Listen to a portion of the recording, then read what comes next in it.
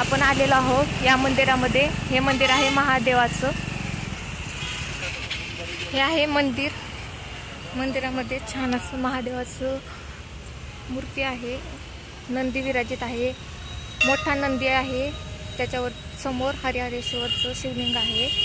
काही पावलं चालली असता गणपती दिसून येतो मस्तपैकी गाभाऱ्यामध्ये।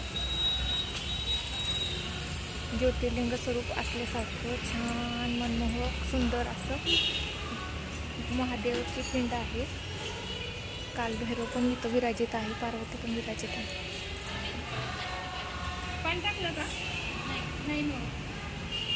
तर आपण निघालो आहोत थोडंसं पुढं।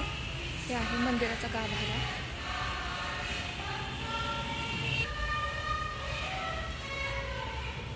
समोर दिसणारी मूर्ती गणपतीची आहे। आतमध्ये गाभारा शिवलिंग आहे। छान ज्योतिर्लिंग स्वरूप असणारं छान असं ओंकारेश्वर स्वरूप असले महादेवाची मूर्ती आहे। इथं पिंड आहे शिवलिंग छानपैकी।